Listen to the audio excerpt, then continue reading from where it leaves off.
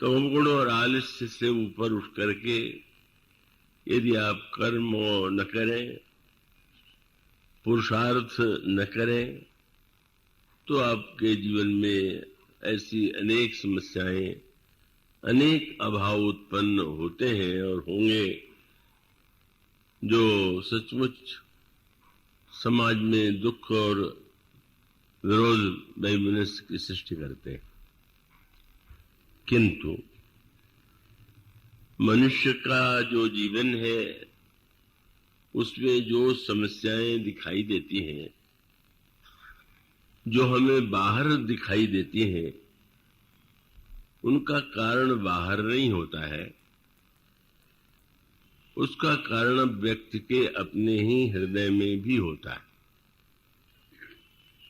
और जब उसका समाधान हम केवल बाहर ढूंढने की चेष्टा करते हैं तो उसका स्वाभाविक परिणाम ये होता है कि हम समाधान चाहते हैं पर समाधान मिल नहीं पाता।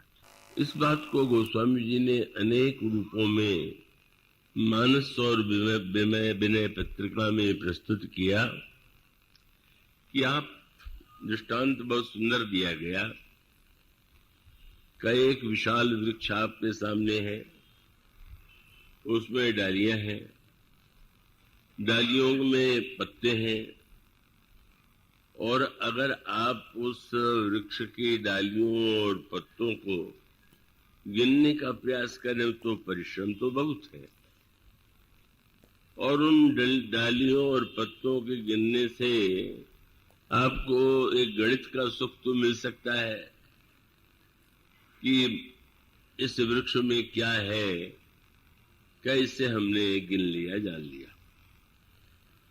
पर भगवान कृष्ण ने गीता में भी यही संकेत किया और श्री रामचरितमानस में भी यही संकेत है कि आप वृक्ष को यदि ऊपर ही देखते रहे तो परिणाम क्या होगा। इसके लिए एक बहुत सुंदर दृष्टांत दिया गया पीपल के वृक्ष का। वैसे अन्य वृक्षों के जो पत्ते होते हैं का वो भी हवा से हिलते हैं, लेकिन अगर आप पीपल के नीचे बैठ जाए तो इतनी आवाज होती है, थोड़ी सी हवा में भी वो पत्ते इतनी ध्वनि करते हैं जो अन्य वृक्षों में नहीं होती। और इसके लिए रामायण में बड़ा सुंदर स्वरूप चुना गया। मन की स्थिति भी यही, और इसीलिए अयोध्या कांड में यही उपमा दी गई। महाराज श्री दशरथ के हृदय और मन के लिए कि पीपर पात सरिस मन डोला। जैसे पीपल के पत्ते एकदम ध्वनि करते रहते हैं, इसी प्रकार से मन में एक बेचैनी अंतर्वेदना होती रहती है। और तब आप न तो हवा का बहना रोक सकते हैं, न पत्तों का हिलना रोक सकते हैं, तब उसका एक ही उपाय है। और उपाय क्या है? भगवान कृष्ण कहते हैं ठीक वही बात रामचरितमानस में कही गई कि आप ऊपर जो वृक्ष दिखाई दे रहा है, संसार की तुलना भी वृक्ष से की गई। संसार एक महान वृक्ष के समान है और उसका विस्तार इतना अधिक है कि उसका पूरा वर्णन कर पाना असंभव है, गणना कर पाना पूरा असंभव है। लेकिन जब वृक्ष के पत्ते हिल रहे हैं तब अगर आपकी दृष्टि मूल की ओर चली जाए, जड़ की ओर चली जाए, तो अंतर दिखाई देगा। सारे वृक्ष के पत्ते जब स्वर कर रहे हैं, हिल रहे हैं, तो जिस वृक्ष में इतनी डालियां हैं और इतने पत्ते हैं, उसके मूल को, उस इतने बड़े वृक्ष को जिसने उठा रखा है, वो जो उसका मूल है वो अपने स्थान पर अड़े, और वो अगर व्यक्ति जड़ की ओर देखेगा तो शांत हो जाएगा, और पत्तों की ओर देखेगा तो उसकी अशांति बढ़ती चली जाएगी। तो वस्तुतः इसका अभिप्राय ये हुआ कि संसार में इतनी घटनाएं होती हैं, आपके परिवार में, आपके मन में, समाज में, कि अगर आप उनकी ओर ही निरंतर दृष्टि डालें तो आपकी बेचैनी बढ़ती जाएगी। तब उसका अभिप्राय है कि वृक्ष के साथ साथ उसका जो मूल है उसकी ओर हम ध्यान अपना लगाएं, और जो ही हम मूल की ओर ध्यान लगाते हैं तो हमें शांत होने की एक प्रेरणा प्राप्त होती है।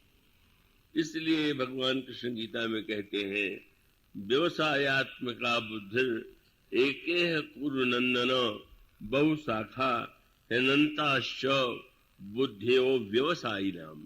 बहुत निरंतर चंचल मन से, चंचल बुद्धि से, केवल बहिरंग समस्याओं के समाधान, बेचैनी में लगे रहने से वो व्यक्ति जीवन भर समाधान खोजते हुए भी समाधान नहीं कर पाता।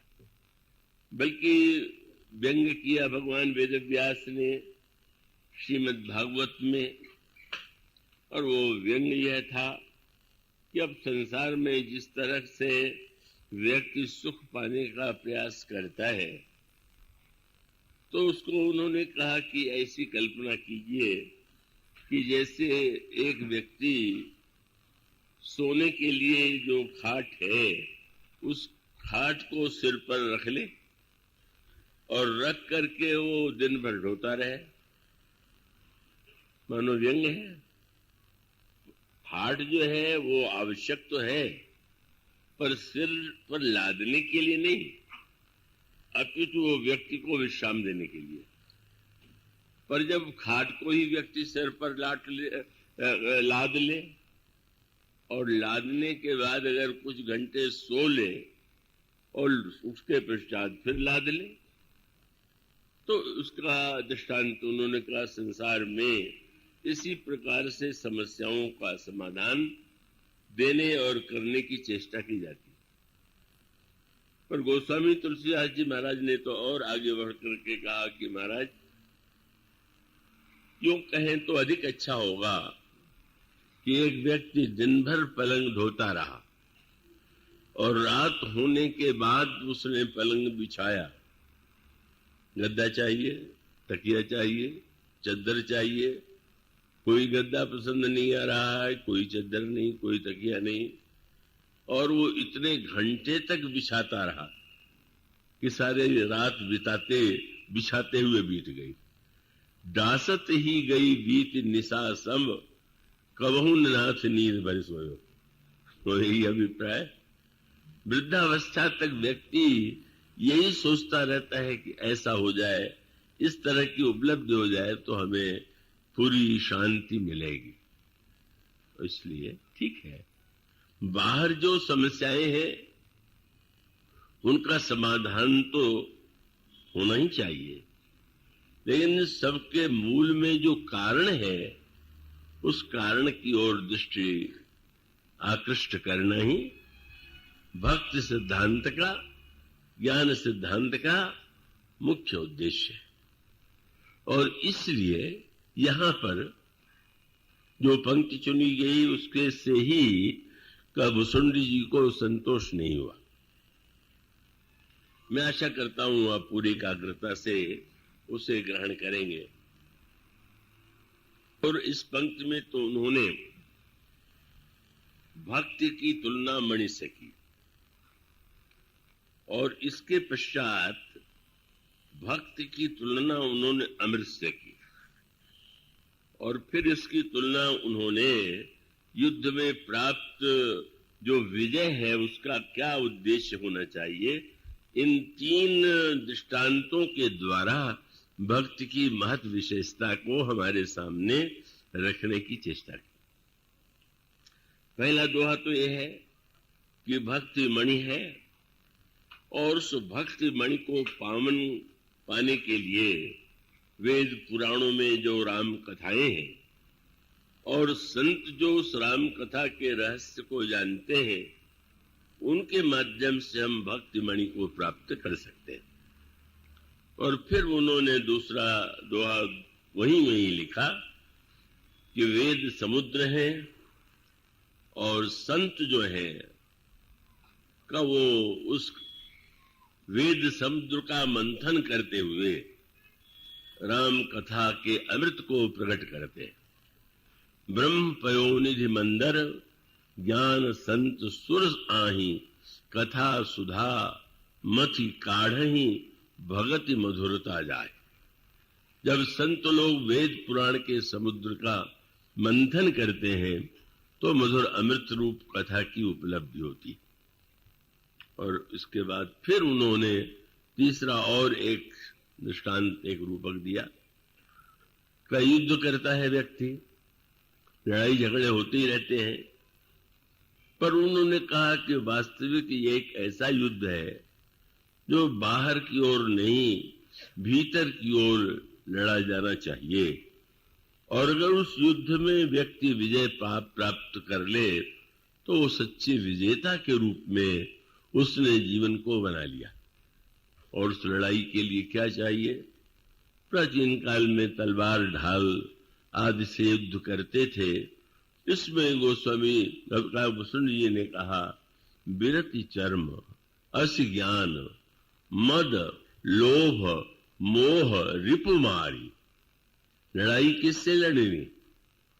लड़ाई तो व्यक्ति परिवार में लड़ रहा है या बाहर दूसरों से लड़ रहा है, पर अपने ही जो शत्रु अपने हृदय में है, जिन्हें व्यक्ति ने अपने हृदय में स्वयं बसा रखा है, उनसे लड़ने का प्रयास नहीं करता। और यदि लड़ने का प्रयास नहीं करता तो परिणाम में होता है कि विजय और पराजय का जो चक्र है वो तो चलता रहेगा। आज जो व्यक्ति जीता कल वो हार सकता है। जीतने वाले को अभिमान हो जाएगा, हारने वाले को दुख हो जाएगा, पर वस्तुतः जिस लड़ाई को जीत करके हम सच्ची विजय प्राप्त कर सकते हैं का उस लड़ाई को इस दोहे में बताया गया। अगर साधक के जीवन में वैराग्य की ढाल हो, ज्ञान की तलवार हो, और जो नाना प्रकार के दुर्गुणों के शत्रु हैं, जब उन पर वो प्रहार करके उन्हें जीत लेता है तो जय पाई सोई हरि भगति, देखो खगे स्वीकार। और इन तीनों में इतना कहा गया कि उसकी व्याख्या आज मैं क्या कर पाऊंगा, वो तो बहुत बहुत दिनों में भी नहीं की जा सकती। पर उसका अभिप्राय यह हुआ, इसको संकेत के रूप में यूं समझे कि आप जब भगवान की कथा सुनते हैं तो सुनने का उद्देश्य क्या है? और तब इसमें एक संकेत किया गया, एक तो भाई सुन करके व्यक्ति को अच्छा लगता है, यह मनोरंजन की एक अनुभूति होती है, यह व्यक्ति की भावुकता का एक आनंद उसे मिलता है। अभी हमारे श्रीनिवास जी कह रहे थे, उमाशंकर जी बड़ी भावपूर्ण कथा कहते हैं, तो वो भावुकता जो है मनुष्य के हृदय को उद्वेलित करती है।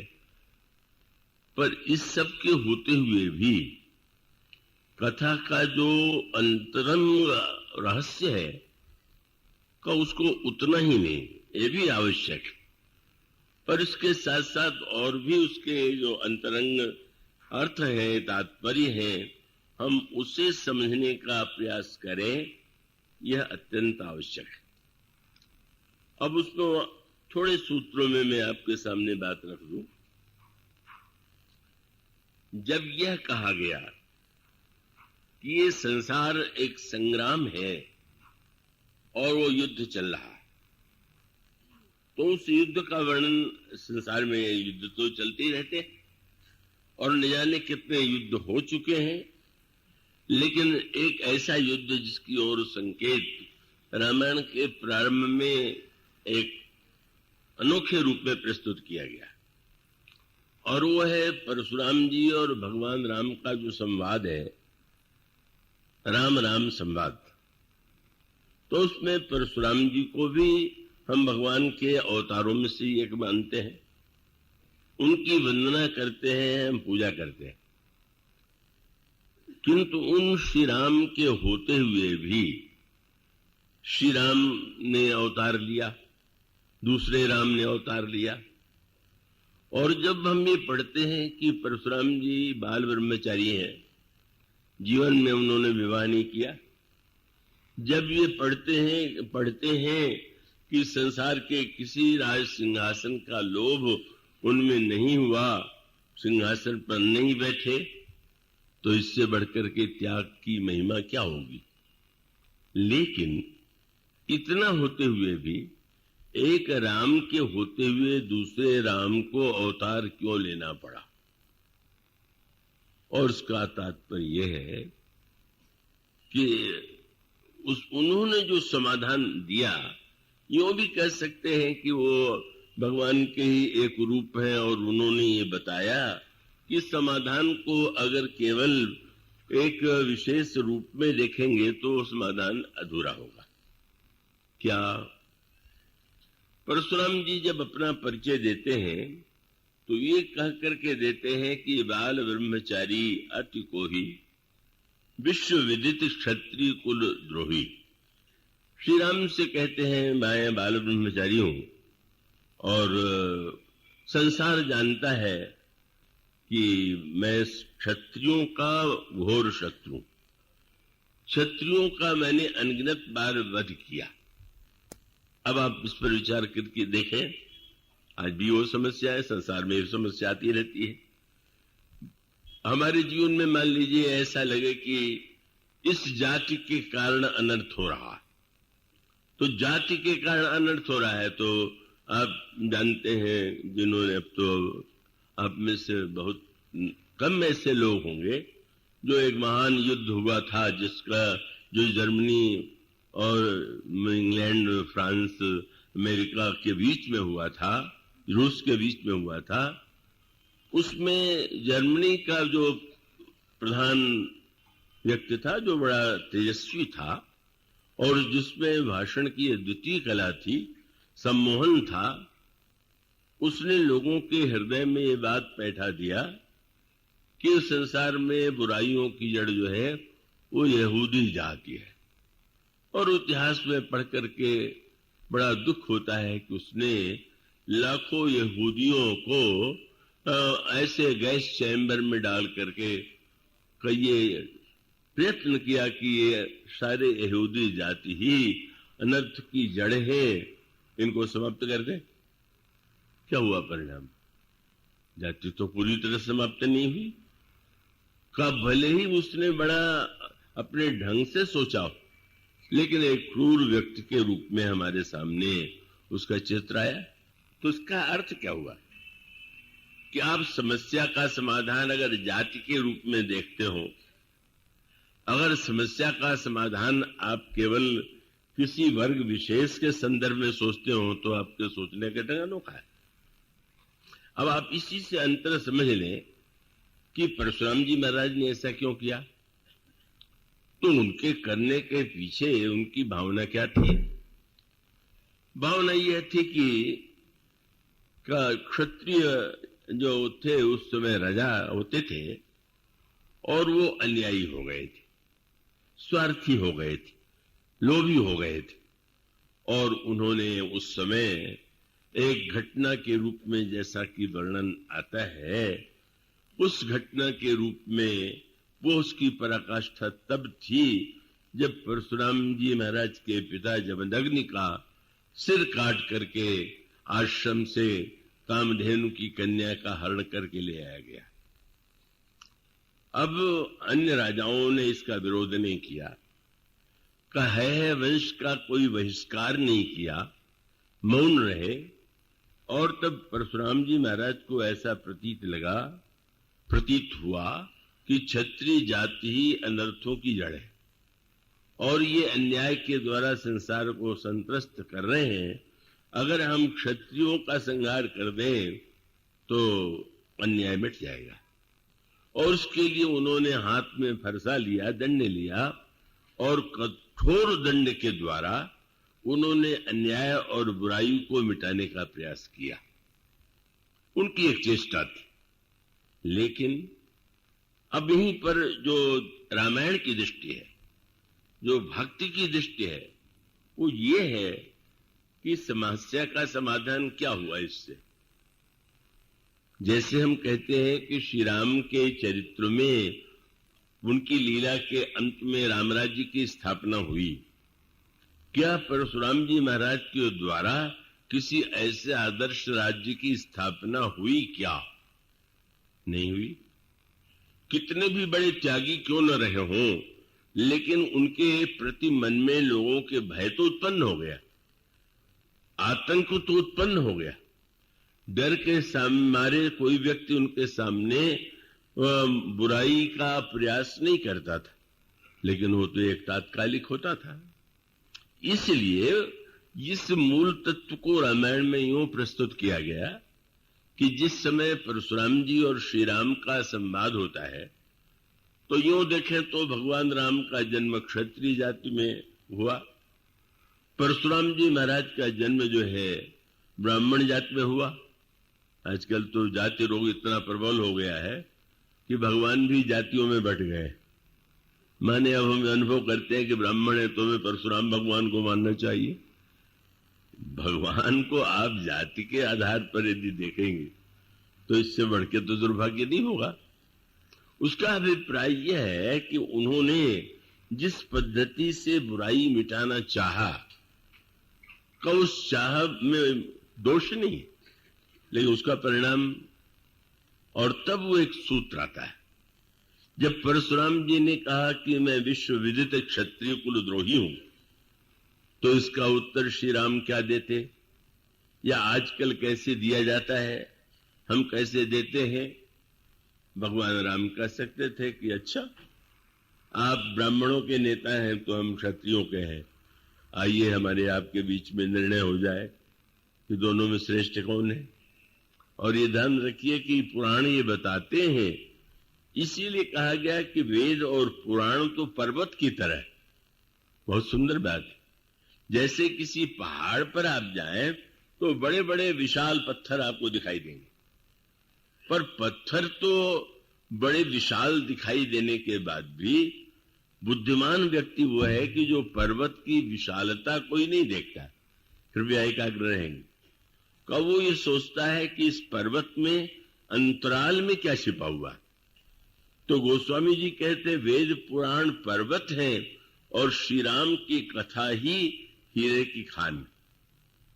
पर्वत को की विशालता को आपने देख लिया तो ठीक, पर्वत पर आप चढ़ गए वो भी ठीक, पर पर्वत में जो छिपी हुई खान है, उस खान में अगर आपने हीरा पा लिया या स्वर्ण पा लिया तो आपकी दरिद्रता मिट जाएगी।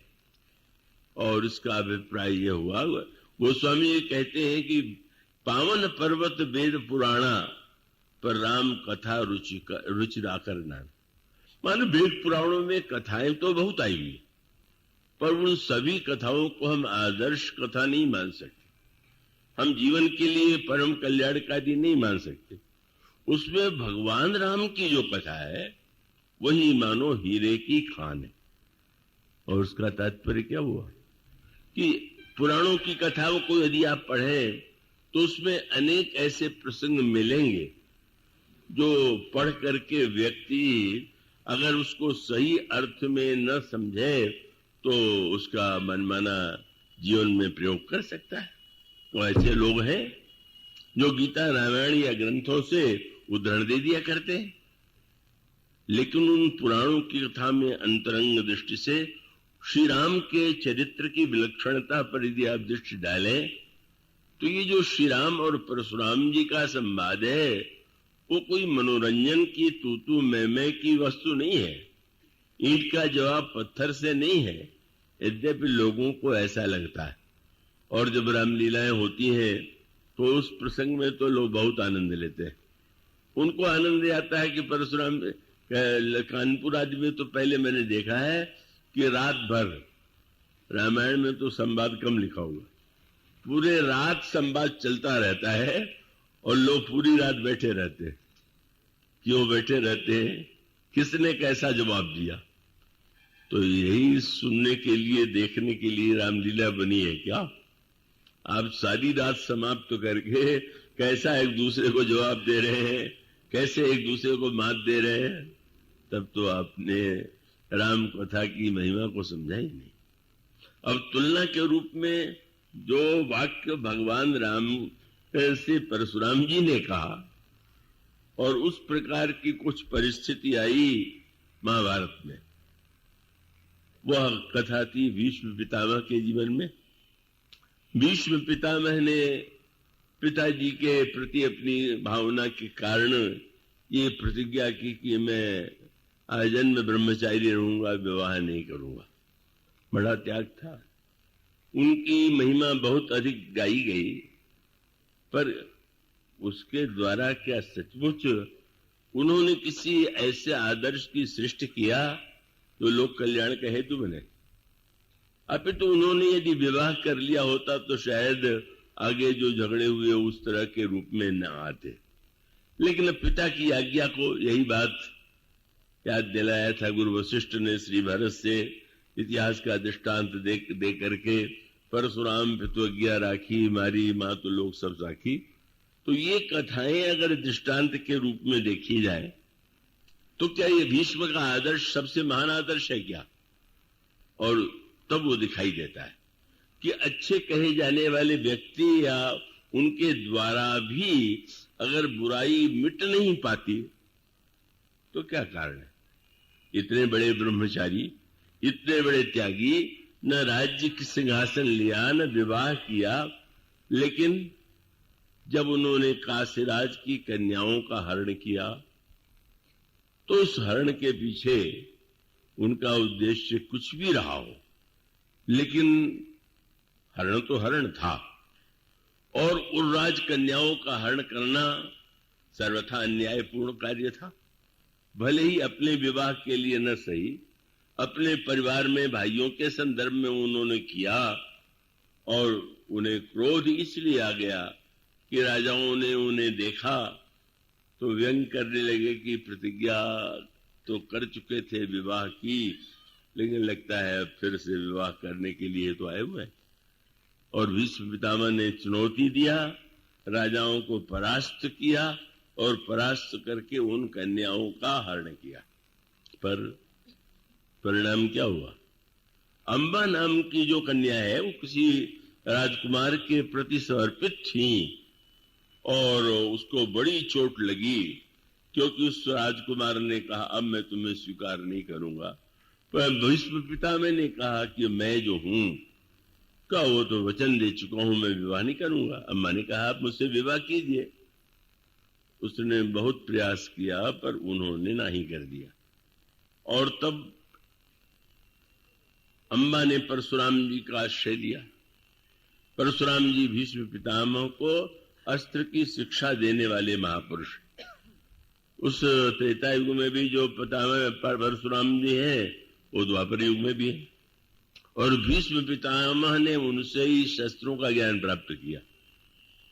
और तब उनको लगा परशुराम जी को कि ये कार्य तो बड़ा अनुचित है भीष्म का। और वे नगर आए, सूचना मिली, भीष्म पितामह स्वागत करने के लिए गए। और जब परशुराम जी ने कहा तुम्हें विवाह करना चाहिए, तुमने अन्याय किया है, उन्होंने कहा कि मैंने पिता को वचन दिया है।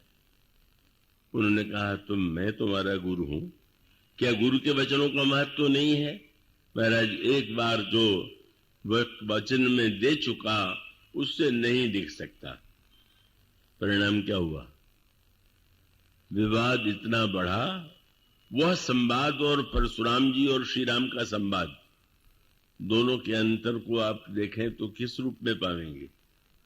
भीष्म पितामह से परशुराम जी ने कहा कि शायद मेरा पुराना इतिहास तुम नहीं जानते हो, किस तरह से सारी क्षत्रिय जाति को मैंने दंड दिया, संहार किया, क्या तुम्हें पता नहीं? क्या तुमने सुना नहीं? और तब भीष्म ने जो उत्तर दिया और परशुराम जी के वाक्य का जो उत्तर श्री राम ने दिया, उसमें कितना अंतर है। भीष्म पितामह ने तुरंत कहा कि हाँ महाराज, मैंने सुना तो है कि आपने सारे क्षत्रियों को परास्त किया या वध किया, लेकिन भीष्म जैसा कोई क्षत्रिय नहीं मिला होगा, नहीं तो आप ये कुछ न कर पाते। चेले ने गुरु से कहा कि आप क्या समझते हैं, मैं क्षत्रिय हूं, आप मुझ जैसा क्षत्रिय आपको नहीं मिला। भगवान राम ने परशुराम जी से कोई शस्त्र की शिक्षा भी नहीं पाई थी, गुरु शिष्य का नाता भी नहीं था, और व्यवहार के अर्थ में श्री राम ने क्षत्रिय जात में जन्म लिया है। पर परशुराम जी जब कहते हैं कि मैं तो क्षत्रियों का विरोधी हूं, तो श्री राम को उकसाना चाहते हैं, तुम तो क्षत्रिय हो ना, क्षत्रिय हो तो तुम बोल युद्ध करके श्रेष्ठता सिद्ध करो। पर भीष्म और श्री राम का अंतर यही है, भीष्म जो कहते हैं वो श्री राम तो नहीं कहते। श्री परशुराम जी से श्री प्रभु राम ने यही कहा कि महाराज आप ब्राह्मण हैं और मैं क्षत्रिय हूं, तो आप में और मुझ में तो युद्ध हो ही नहीं सकता, और इसलिए नहीं हो सकता कि क्षत्रिय तो ब्राह्मण के चरणों में प्रणाम करता है, तो कहो न कहा चरण कह माथा। और उसके साथ अगर आप लड़ना चाहते हैं तो लड़ने में एक जीतता और एक हारता है, तो मैं यही कह देता हूं कि सब प्रकार हम तुम सनहारे।